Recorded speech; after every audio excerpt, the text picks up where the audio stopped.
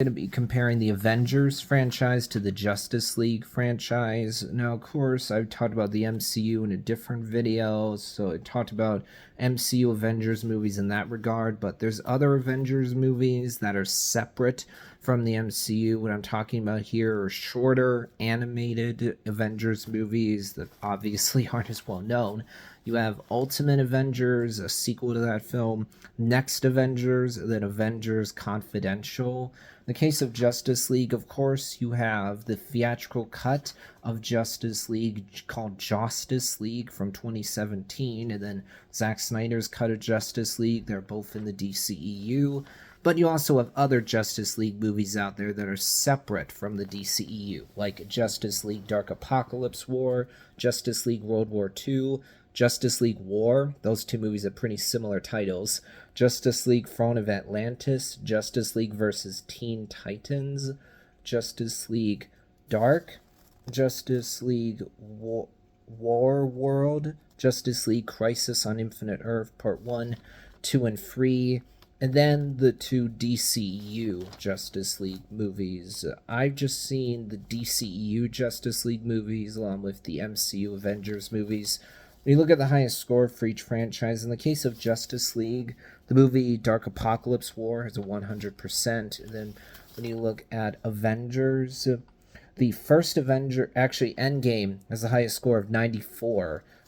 When you look at the lowest score, both Next Avengers along with Avengers Confidential only have a 54%. When you look at Justice League, the movie Justice League Crisis on Infinite Earth Part 3 that came out earlier on this year, I think, only has a 20%.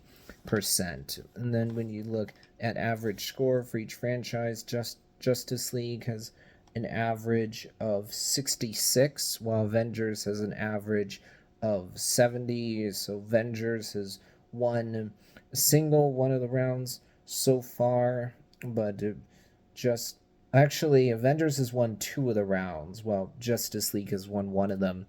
And then when you look at average gap between lowest and highest score, in the case of Justice League, you got a gap of 80. In the case of Avengers, you have a gap of 40. So gap smaller for Avengers. It wins this round. So Avengers has won 3 of the rounds so far, and thus it's going to win regardless. And in this case, I would easily say that, yeah, I prefer the Avengers franchise. When I look at the MCU Avengers movies, the first Avengers did something that was previously unprecedented in cinematic history, bringing these different franchises together into one movie, having it actually work.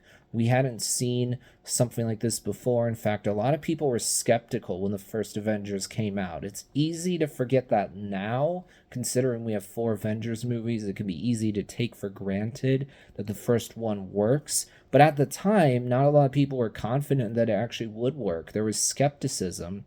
But they pulled it off. They made a movie that's a lot of fun, very entertaining, solid moments of humor, good visuals that hold up well. The third act is obviously iconic. I mean, Bruce saying, "That's my secret, Captain. I'm always angry," turning into the Hulk, punching that big Chitauri ship while the music swells. And then that shot of the 6 Avengers in a circle is absolutely very memorable. The main Avengers theme from Alan Silvestri is a memorable piece of score.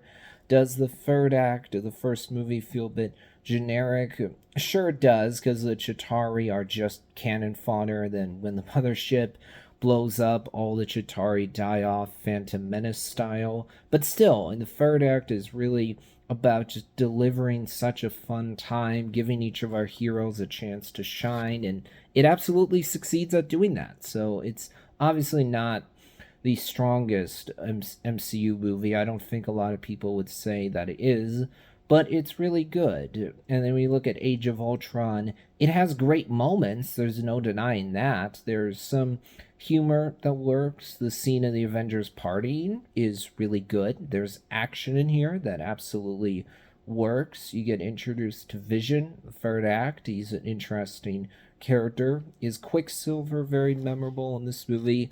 No, Pietro Maximoff's not really that interesting here. So when he dies in the third act, it's not all that emotional. I think that Wanda is a more interesting character. Well, I think James Spader did a good job of the performance. Ultron was just not as menacing or as threatening as he should have been because the movie plays him up too much for comedy. There's too much forced MCU quips that Ultron makes, so he's not as scary as he should have been. And honestly, the movie really should not have been called Age of Ultron. It's a misleading title. So you see the movie and you're like, oh, okay, Ultron was around for a weekend. And whatever, it's not really an age. That's not at all the right way to describe it. The plot here is overstuffed. There's too much going on, too many characters. I think this movie suffers from an overabundance of forced MCU humor. Did the movie make me laugh when I saw it in theaters? Oh, 100% it did, especially because other people were laughing. But there's just too much of it. I don't like they have this romance between Bruce and Natasha that just comes out of nowhere and never comes back after this movie, aside from one moment in Infinity War. So I think this movie is a real mixed bag. Not as good as the first Avengers, but not the worst MCU film. And then Infinity War and Endgame obviously are just fantastic. What Marvel Studios' Kevin Feige were able to pull off here is incredibly impressive. They pulled off something that was unprecedented in cinematic history, taking 20 movies of build up and paying them off so well. And Infinity War and Endgame was incredibly impressive, and frankly, I do not know if we'll ever reach those heights again. Maybe we never will. It was incredibly impressive what they pulled off, especially when you get to the third act of Endgame. It's just amazing.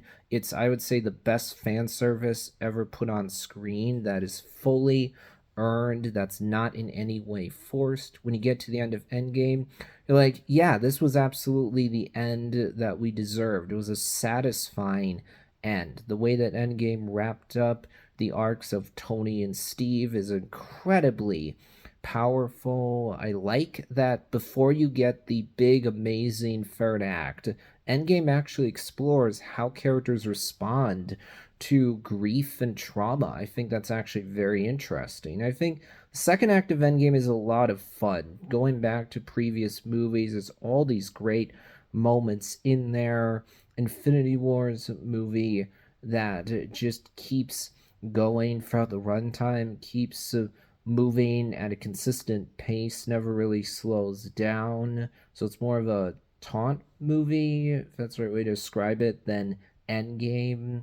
I think that Josh Brolin did a great job playing Thanos. He absolutely works as a villain, especially in Infinity War. The action there is just fantastic. So I think that the MCU Avengers movies have been pretty consistent. Now, when I look at Justice League, oh man, the 2017 movie is just deeply cynical. It's frankly gross when you think about how Warner Brothers handled things. The fact that they exploited a real life tragedy in Zack Snyder's personal life in order to take the movie away from him and totally change it into something that was completely different from what Snyder intended. Bringing in Joss Whedon was a bafflingly bad decision on Warner Brothers' part because Joss Whedon and Zack Snyder are not compatible as directors. They don't have the same skill set. They don't have the same style or anything like that. And especially when you actually watch Snyder's cut of Justice League, it just exposes how flawed Justice League really is. Because of the 2017 theatrical cut, you can just feel this 4 hour long story being squeezed down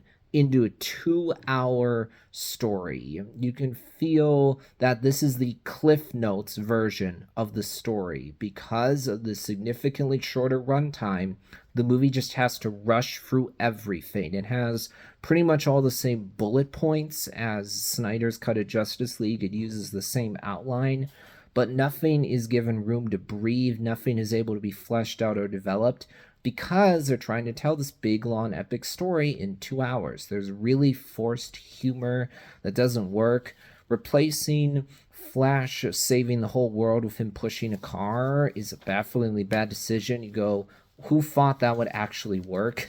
So I definitely am a fan of Snyder's cut of Justice League. Sure, I think that it's annoying that every time you see Wonder Woman, anytime she does anything, that music always has to be playing. And the fact that when Aquaman goes down to the water, you have all those people doing this chanting. That's weird, sure. And obviously, because it's 4 hour long movie, it's not as rewatchable, but very well done. However, Snyder did a great job. But I would definitely say the Avengers franchise because I think it is more consistent. That'll wrap things up for this video.